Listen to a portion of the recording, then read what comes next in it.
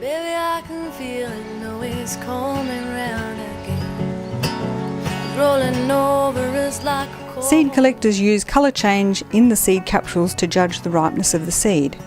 This is Dodonia viscosa, the wedge-leaf hopbush.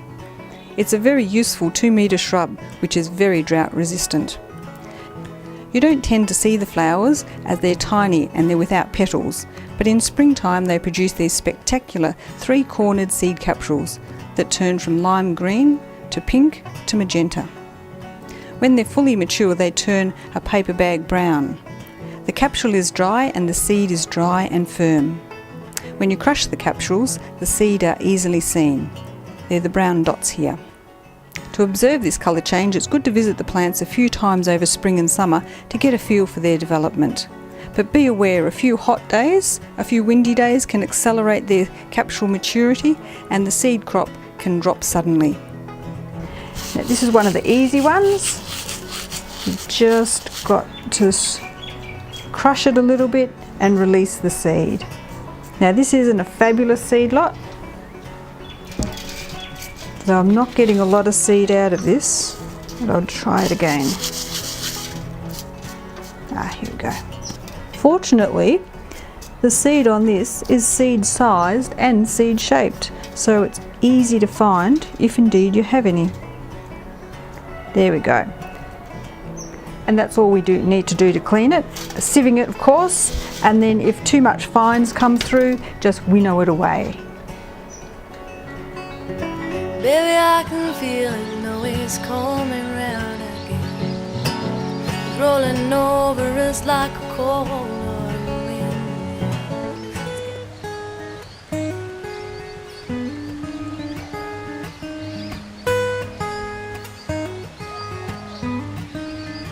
Some plants produce fleshy fruits that contain seed. I'll demonstrate their collection and cleaning using the kangaroo apple, the tree violet, dianella and a saltbush. The vibrant purple flower of the kangaroo apple makes this a very visible and well-known plant. Indeed, this plant often comes up spontaneously in revegetation sites and even gardens because birds distribute their seed. Kangaroo apples can suppress weeds because of their vigorous growth that will take the nutrients and water out of the soil and shade the soil. They can be a good plant to use when you want fast growth for screening and protection. The fruits of the kangaroo apple change from glossy green to dull yellow and orange. When I cut a mature fruit open, the seeds are dark brown. These fruit are ready for collection.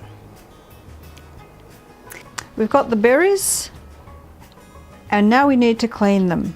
When they come from the field, some of them are going to be quite squashy, but it will still be difficult to clean in this state. Why do we need to take the fruit off? 1, so that you can store the seed, and 2, because sometimes the fruit releases a dormancy chemical into the seed, which then you'll have to overcome at propagation time. So we want to avoid that. What I've done is I've put these berries into some water for a couple of days, and they're pretty gooey, pretty slimy. And so now I'm just going to wash the fruit off the berries.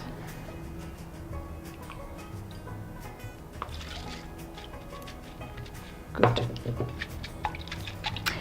If you've ever cleaned tomato seeds, it's very, very similar process.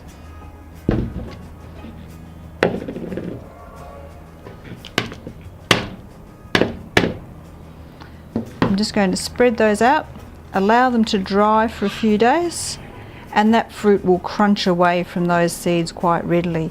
And with a little bit of sieving, a little bit of playing with, all will be good.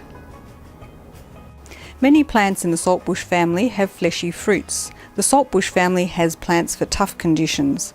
Examples in the family include Rhagodia, Anadia and Encolina. They're not showy and they're a bit tough to find out exactly when they're in full flower. But generally, saltbush flowers look like this. Fortunately, it's very noticeable when the fruit are ready to collect. The seed is housed in this fruit. Other members of the saltbush family can have yellow, pink or red fruit. Rhagodia candoliana. I've squashed these berries and put them out on the plate to dry. Rhagodia is in the saltbush family and you don't need to take the fruit off this seed before storage, but you do need to make sure that it's dry. And just in testing this, I can feel that it's still sticky. It's still got a ways to go, and so I'll put it back out for a bit more drying. But by fiddling with it and crumbling it and changing its positions, you're just going to increase its capacity to dry. Dianella is in the lily family, and this is the black anther flax lily, or Dianella admixta. You may know it as Dianella revoluta. It's an extremely drought tolerant plant, and it has vibrant purple flowers. Its fleshy fruits develop in summer. They change from green to either white or purple, and they're ready to harvest when the fruit has changed colour, and the fruit's easily removed from the flower spike.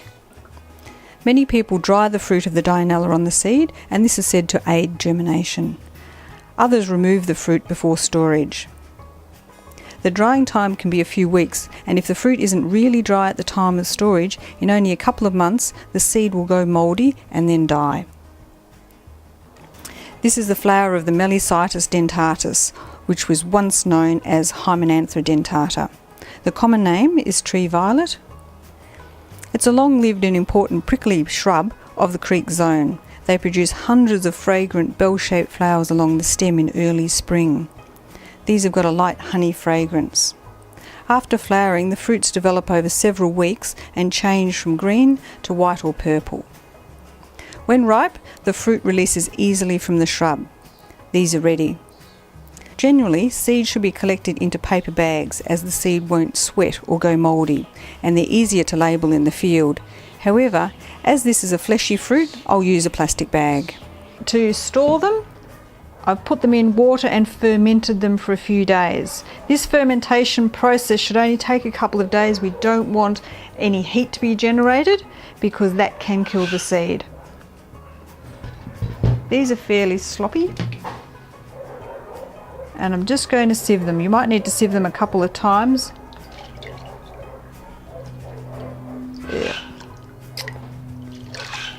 There we go.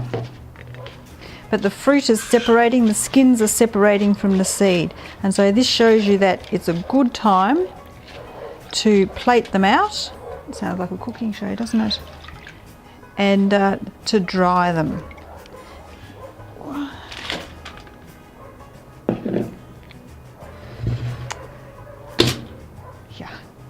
There we go.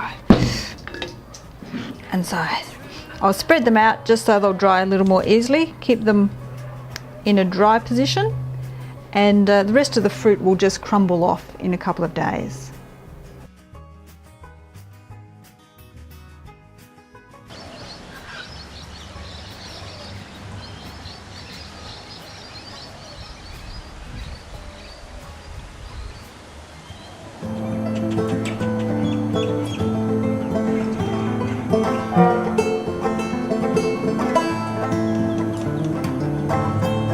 Acacias, or wattles, have dry pods that split open when they're ripe. They come in many forms, from huge long-lived trees to shrubs and ground covers, and they're an important component of revegetation. Acacia flowers are a collection of many flowers clustered together, and this is Acacia paradoxa just after flowering.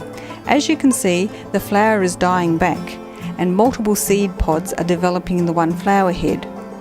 This could be a very good seed production year. This is a very robust specimen of Acacia acinaceae, the gold dust wattle. Acacia pods change from green to brown and then split open when the seed is ripe. The seed hasn't dropped from the seed pod even though it's open. It's easy to tell when this seed is ripe and ready for collection. Acacia acinaceae is the gold dust wattle. It's one of those small 1 to 2 metre acacias, so quite useful, very, very drought tolerant. The technique we'll use will suit most acacias, except perhaps for Acacia mearnsii. That one really, the capsule doesn't split open that easily, and you'll need to pound it with something like a broomstick just to make it release its seed. So for this one, I'm just going to crush these capsules lightly, and that will just open up the seed lot, open up the capsules. Now you don't want to crush this too much or you'll end up with acacia flower.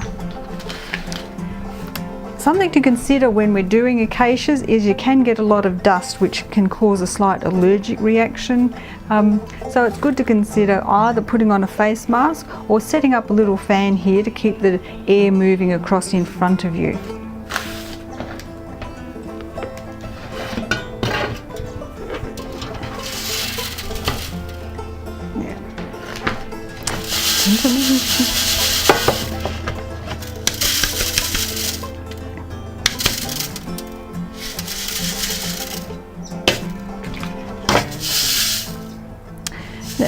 What I've got here is some quite nice acacia seeds. They're even sized, they're shiny and quite dark.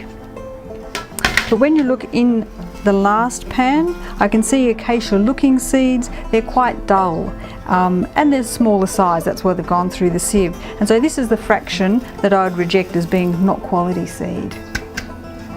Berseria spinosa, or sweet berseria, is an important shrub of gullies and creeks. It's highly attractive to insects and butterflies and has creamy clusters of flowers followed by heart-shaped capsules. The capsules turn from green to tan brown. When most of the seed collection is done over December and January, these seeds won't ripen until about March, and therefore this is one plant that can be overlooked in the seed collection calendar. When mature, the capsules split open at the top and the seed will be shaken out. Therefore, it's good to keep an eye on this plant. One very windy day will reduce your seed collection to almost nothing. With many plants, but particularly with Berseria, there's usually a large number of insects and spiders that are accidentally harvested at the time of collection. If you do find you've collected spiders and insects with the seed, put the seed lot out in a dish in a warm place and they'll quickly disperse. Berseria is a nice simple one to do. So we've got the capsules here, they're in the paper bag, and the seed pods are split at the time of collection. So just by shaking it, you're releasing that seed and sieving it, the seeds separated. And this rather unpresupposing little brown patch here, that is actually the seed. So just be careful that this is one that you can't winnow because it will fly away.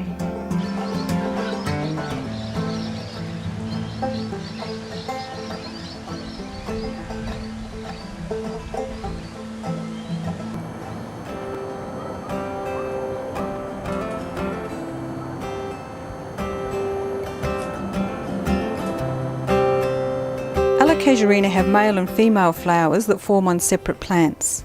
The male tree has brown pollen-bearing flowers that form on the outer edges of the tree. The female tree has a cluster of red flowers that form on the inner branches. It's these flowers that form into cones. It is only the female tree that bears seed. So if you want to collect Casuarina seed, it's good to determine if you have both male and female plants in the area to allow for pollination.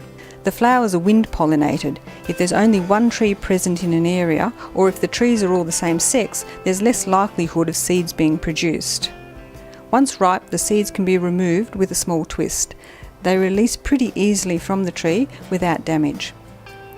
After collection, keep the cones in a warm, dry place and the valves will open. This is the seed with its papery wing.